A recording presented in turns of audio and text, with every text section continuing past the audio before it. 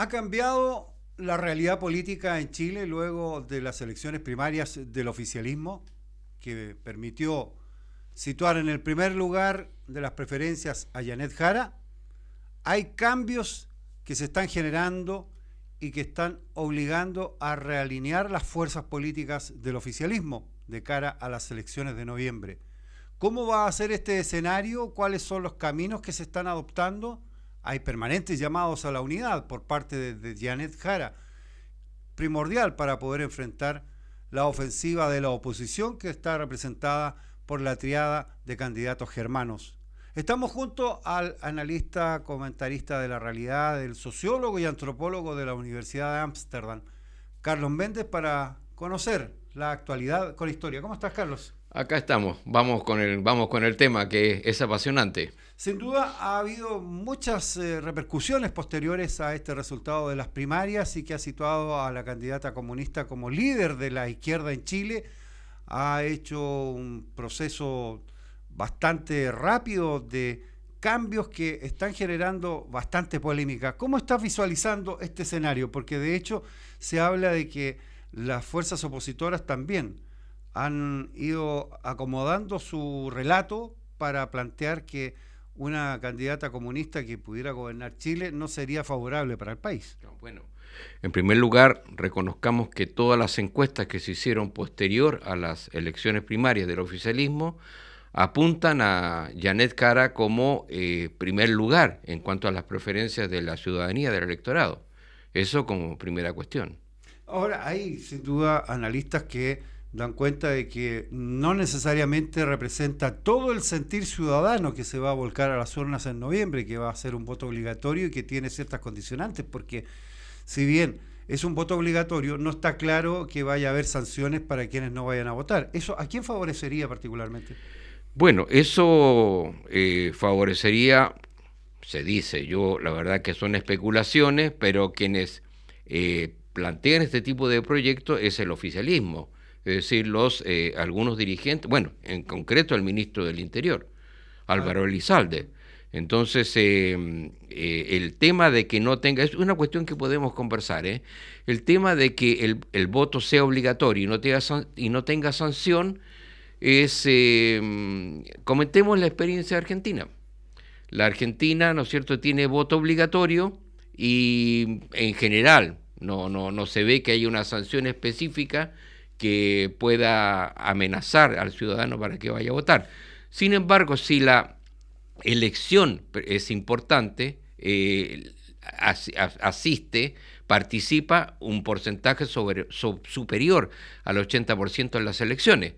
Veamos si esa animosidad la otorgan, digamos, los candidatos para que la gente vaya a votar, sería importante para todo. Hay un alto porcentaje de descontentos en la ciudadanía, sobre todo con el establishment, como se dice habitualmente, claro, de la clase dirigente que ha gobernado Chile, tanto de derecha como de izquierda en los últimos años, y que obviamente hay una desafección porque no hay una sintonía en lo que son las necesidades reales de la gente con los intereses de aquellos que están en la casta política o que forman parte de la élite que busca hacerse del poder. Claro, la cuestión en relación, Rubén, con el voto obligatorio es que a quienes le están pegando al respecto o es en contra de ello o a quienes se les quiere ningunear su derecho ciudadano es a los extranjeros residentes. Digamos que para que un extranjero residente esté, digamos, en el registro electoral o en el padrón electoral, tiene que tener por lo menos 5 años de residencia. Y es una persona que está legalizada en toda su documentación y también tiene RUT, que es el RUT. Ese RUT es un rol único tributario. O sea, en el fondo que pagan impuestos, eso es. Eso es lo que me faltaba. Me cuesta. O sea, uno le dice, dame el RUT, uno dice la numeración y punto, pero el significado es el que tú dices. Claro, en el fondo el hecho de que ellos estén cumpliendo con todos los deberes como ciudadanos, claro, les da derecho a poder emitir un sufragio. No así los migrantes que no están legalmente en el país. Ahora, que hay esto es legítimo, Rubén, es legítimo, y fíjate que es la contradicción. Los mismos argumentos que usan los partidos de, no sé cómo llamarle, de centro izquierda, del oficialismo, del gobierno, para que los extranjeros no voten, son los mismos argumentos que en su momento la derecha argumentaba para que los chilenos residentes en el exterior, que son alrededor con 1.100.000, no votaran en las elecciones. Eso también ha generado un cierto debate o polémica porque no siempre están considerados en los planes de gobierno, de tanto de las fuerzas oficialistas hoy como los que están en oposición. Así es, pero el tema doctrinario, el tema de los derechos humanos, el tema de los derechos civiles y los derechos políticos es una cuestión que ahora, digamos, hablemos en general de la clase política, pero en este caso es la centroizquierda, la que está en el gobierno, la que ningunea el voto a un sector importante de la población. ¿Eso pasa por qué razón? Particularmente porque no tienen certeza de cómo se va a inclinar ese voto y particularmente también con ese 70% de ciudadanía desafectada de la clase política. Claro. Bueno, ahí están los colegas que influyen en estos resquemores. Y yo diría que incluso son bastante discriminatorios, porque apuntan a determinados extranjeros de determinado origen como adverso o negativo o positivo al gobierno. O sea, si nosotros analizamos eso un poco, es muy relativo, porque en este caso, si esta votación de extranjeros, de inmigrantes, favoreciera a los partidos de derecha, a la oposición, sería extraño, ¿no es cierto?, que votaran por Kaiser o por Kass, que son bastante o demasiado discriminatorios y en contra de los inmigrantes.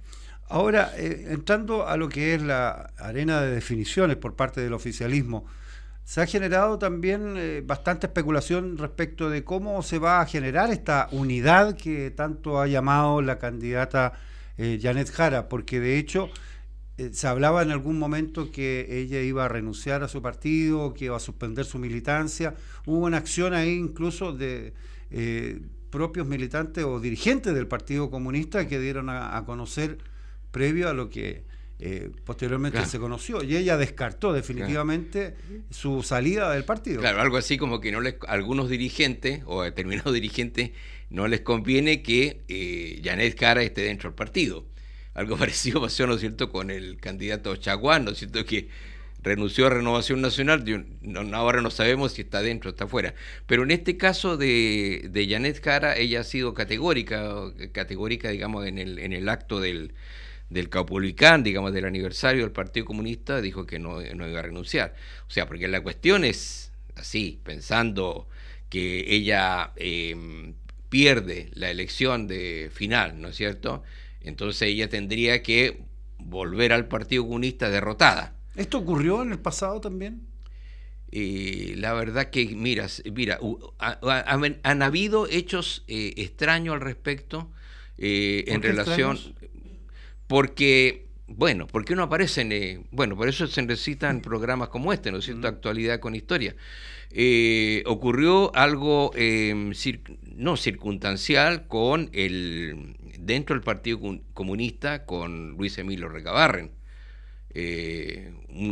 Una disputa interna llevó a dicho gran dirigente, creador del viejo movimiento obrero del siglo XIX, lo llevó al suicidio.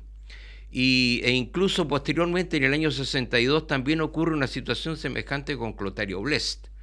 Clotario Blest tuvo una rinconada, ¿no es cierto?, esas cosas que la opinión pública no sabe, como cuando él era presidente de la Central Única de Trabajadores, ahora se llama Unitaria de Trabajadores, que es diferente, es unitaria, en esa época era única, y ese encuentro contra determinados partidos de izquierda, comunista y socialista en particular, determinó que lo echaron, lo sacaron de la Central Única de Trabajadores, determinó que él también se determinara a suicidarse. No lo hizo porque, y eso lo dice en la historia, y también otras personas que estuvieron con él, no murió hace tantos años. Clotario Blest fue un gran combatiente por los derechos humanos en dictadura y contra la dictadura, y él es un creyente, digamos, un creyente católico, y él lo señala en su biografía que por la cruz de Cristo, digamos, no se quitó la vida. Si a ustedes les parece adecuado la forma como estamos abordando estos temas, actualidad con historia, te invitamos a suscribirte a nuestro canal Medio Cero y que nos encuentres también a través de nuestras distintas plataformas. Saludamos y agradecemos la sintonía que nos han brindado nuestros auditores, televidentes a lo largo del país en los distintos cable operadores. Y por cierto, un saludo especial a la región de Aconcagua, San Felipe y sus alrededores, que nos sintonizan habitualmente cuando abordamos estos temas. Si te gustan este tipo de temas, te invitamos a que nos des un like, un dedito para arriba, y que también lo socialices con tus amistades para poder tener más elementos para definir cuáles serán las mejores opciones para la votación de noviembre en las elecciones presidenciales. Entrando de lleno a lo que es la historia y la carrera de Janet Jara como líder de la izquierda, particularmente también se habría dado esta situación de las corrientes internas y ella se habría impuesto yo quería comenzar, quería retomarlo al cristianismo, favor. Porque Janet Jara también era cristiana. Tuvo un basamento cristiano en sus orígenes cuando era joven. Sí, ella estuvo muy cercana a los grupos católicos y a su parroquia, ahí en Conchalí, en el barrio El Cortijo, y de las comunidades de base, donde habían demócratas cristianos, la invitaron a ella a participar, a integrarse a la Juventud Demócrata Cristiana. Cuestión que rechazó al consultarlo a su abuelo, que le dijo, mira, tú eres del pueblo, así que busca otra opción. Y posteriormente ingresó a la Juventud Comunista. Así se hizo entonces como militante comunista, ha tenido una larga trayectoria toda su vida, y de alguna forma ella representa una mirada distinta a lo que ha sido la tradición del Partido Comunista histórico como marxista-leninista. ¿De qué forma podemos reflejar esas diferencias que hoy en el fondo se están imponiendo dentro del propio Partido Comunista? Porque se ve que hay dos corrientes distintas y que se habría impuesto en este caso la corriente que representa a Janet Jara y otros rostros más jóvenes de esa colectividad. Claro, bueno, algunos, esta tendencia de Jara vencedora, se le quiere dar a ella su nombre, ¿no es cierto? Esta tendencia como jarocomunismo en relación a lo que fue el eurocomunismo en Europa, y también como el jarismo u otro epíteto determinado.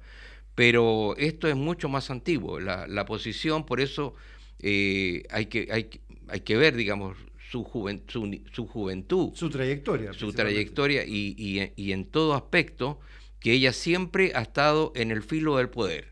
Siempre ha estado, digamos, con Gladys Marín, con Guillermo Tellier, pero, digamos, siempre manteniendo una postura más amplia. Ella, por ejemplo, simpatizó con el entonces presidente del Colegio de Profesores, Guillermo Pavés, y que fue expulsado al Partido Comunista por sus posiciones reformistas.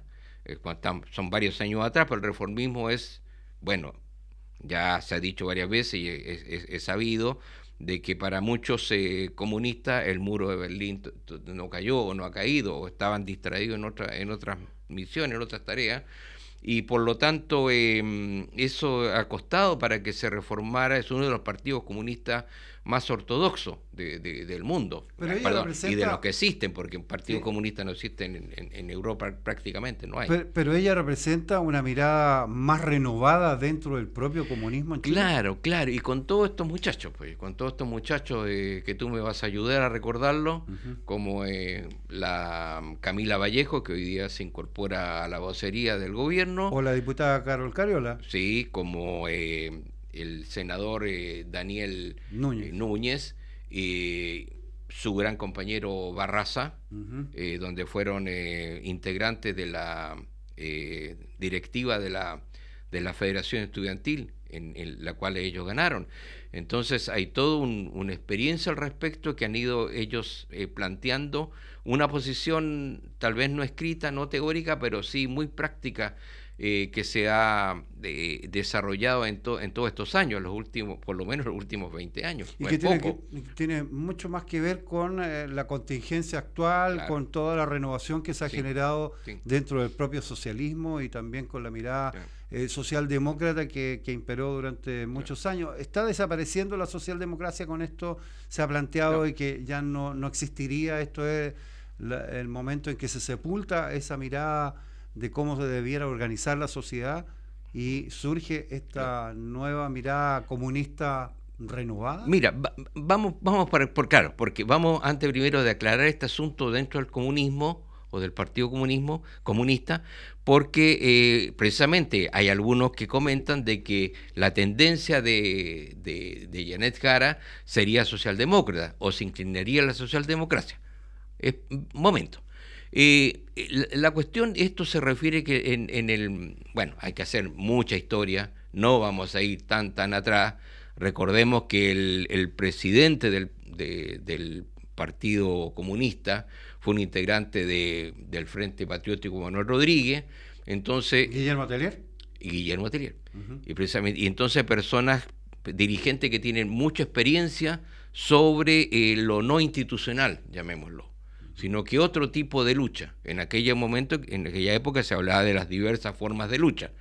Algunos quedaron en las diversas formas de lucha, pero posteriormente esto fue derivando, una vez fallecida Gladys Marín, y con Guillermo Tellier como presidente del partido, él hizo un planteamiento junto con Lautaro Carmona de basarse en el movimiento de masa como organizaciones sociales, queremos decir, como un caballito de batalla, como la forma de llegar a la conquista del poder. Las cosas fueron cambiando a medida de que Michelle Bachelet lo incorporó a su gobierno de la nueva mayoría y tuvieron cupos en la Cámara de Diputados. Ahora tienen como 12 diputados, ¿no es cierto? Claro. Y 2 senadores.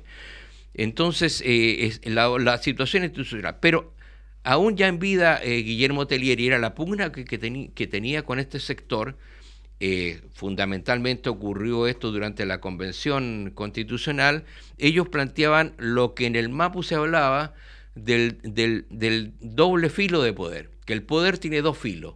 Por un lado está la institucionalidad y por otro lado está el movimiento de masa. Es una antigua teoría de la época, o tesis más bien, de la época de la Unidad Popular, una frase de Rodrigo Ambrosio, que fue fundador y secretario general del MAPU.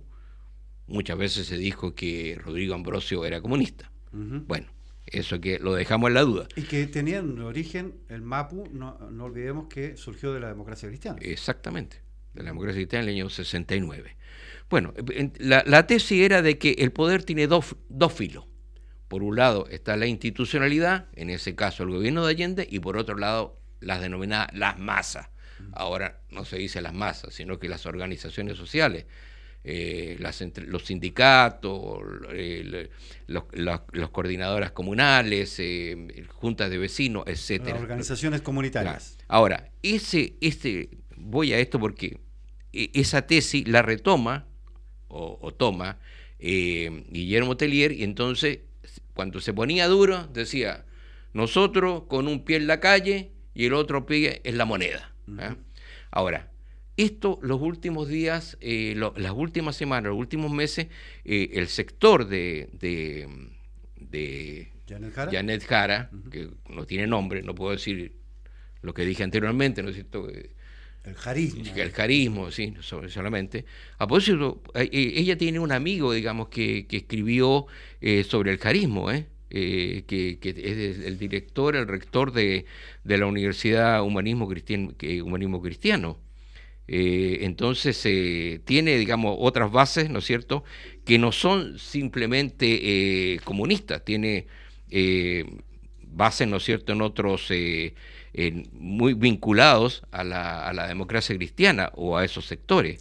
Ahora, en ese sentido también le quita argumentos entonces a los sectores opositores que plantean que es una militante comunista con esa historia que tiene y que pesa en el marxismo-leninismo de el fracaso que pudieron tener distintos gobiernos justamente orientados con esta dictadura del proletariado. Claro, exactamente. Ahí va. El planteamiento de Janet Jara es mucho más amplio o sea, mucho más amplio que la actual Unidad por Chile, o sea, que los sectores que la votaron en el gobierno. A colación tenemos que ella ha trabajado, Álvaro Ramis es el rector de la Universidad Humanismo Cristiano que la asesora, y él escribió del carismo. No solamente es su amigo, sino que también es como los que están ampliando esta base programática para su gobierno, por supuesto, para un nuevo gobierno que es más amplio, pero también otros demócratas cristianos que cooperaron hay demócratas cristianos que cooperaron en su gestión ministerial. Claro, uno, digamos, en la ley de las 40 horas y también en la ley previsional. Entonces, ella está ampliando, y eso tal vez dentro de la dirección del comunismo ortodoxo debe caer mal, muy mal. Ahora, la propuesta de ella, que se ha movido, a ver si tú me recuerdas aquellos detalles de lo que hizo, digamos, claro, en esas reuniones que se impuso inmediatamente para decir, bueno, inmediatamente después del triunfo, que ella no iba a permitir que la corrieran por izquierda. Suena medio absurdo, pero corran por izquierda, ¿no es cierto? Pero que en el fondo ella marcó su liderazgo desde el primer momento. Claro, estableció la necesidad de una convocatoria amplia de toda la izquierda para poder lograr esta unidad necesaria, y es ahí donde también está centrado los esfuerzos por lograr una lista única parlamentaria para poder tener también mayoría en el Congreso en un eventual gobierno próximo, y que obviamente se requiere no solamente el liderazgo de la presidencia, sino que también tiene que haber respaldo parlamentario para los cambios legislativos. Lo que también consiguió, ¿no es cierto?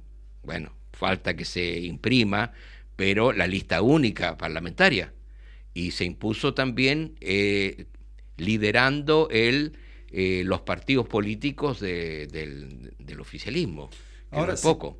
Te invito a que nos des like, que te suscribas, que es totalmente gratuito, a nuestro canal Medio Cero, si es que realmente estás de acuerdo en compartir este tipo de análisis de actualidad con historia que realizamos cada semana de cara a las elecciones de noviembre, y que puedas tener más elementos para poder definir quiénes son los mejores candidatos que puedan estar en carrera para poder participar de esta elección.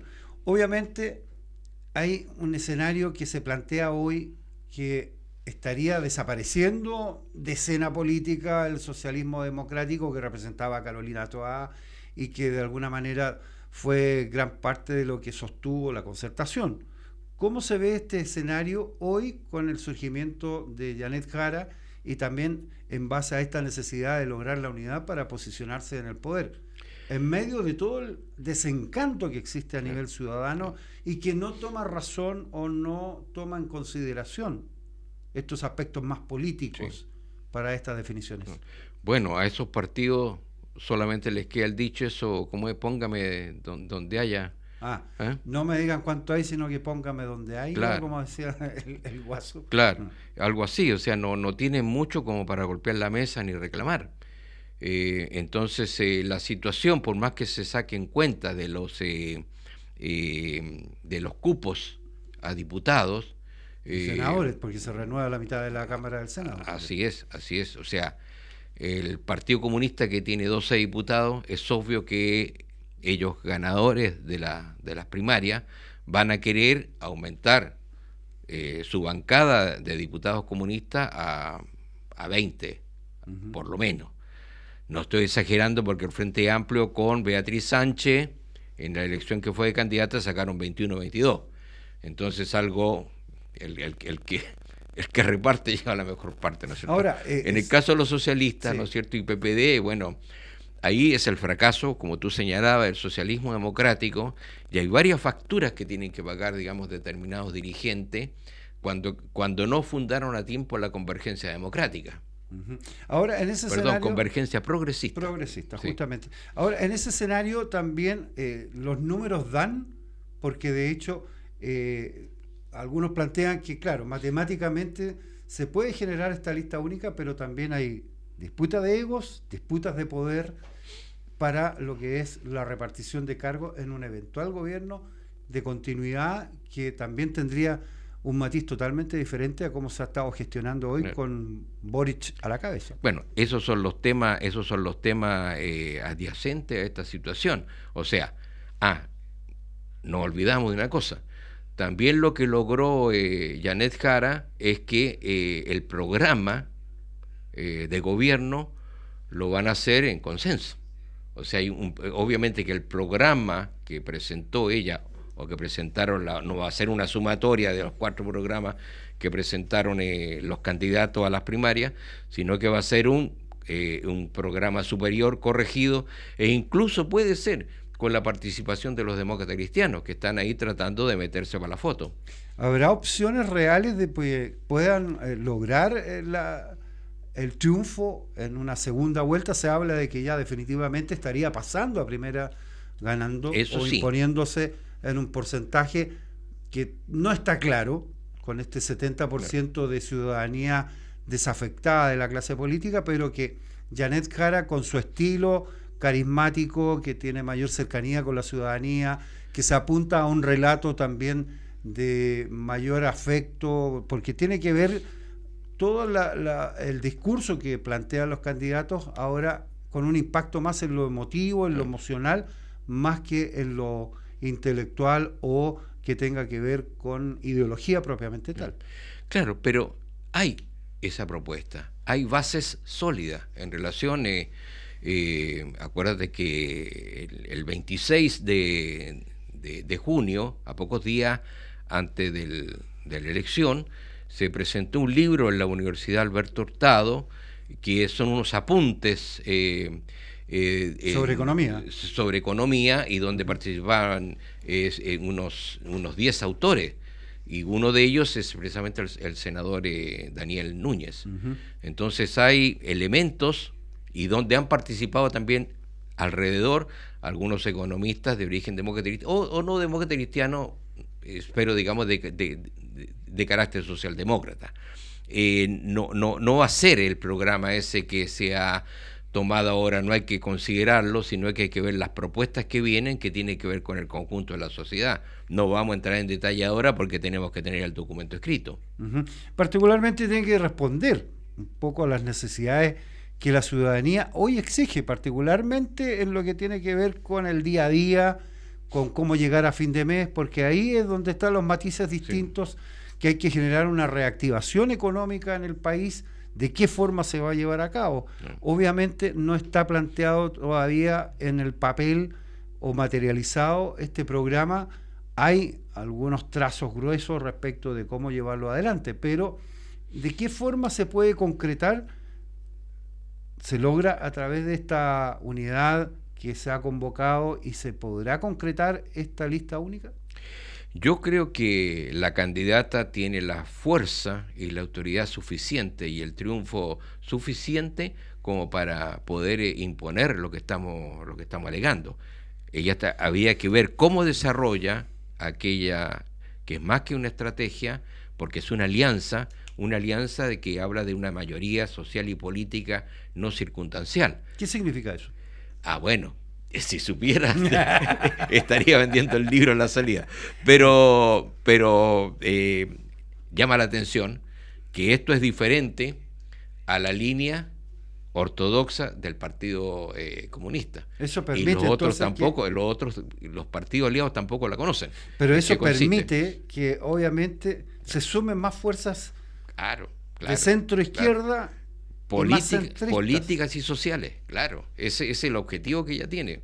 Y eso va a ser en función de las propuestas programáticas que ahí se inscriban. Esto es un hecho histórico, prácticamente una novedad que no se apreciaba por años, claro, en una fuerza de izquierda, sí, porque lo que se ha cuestionado es que los partidos de izquierda prácticamente no, claro, tenían alternativa u opción de gobernanza en materia económica, claro, porque se planteó en un comienzo cuando se impuso las fuerzas políticas que encabezaba Gabriel Boric, de eliminar o cambiar, modificar el modelo económico neoliberal vigente.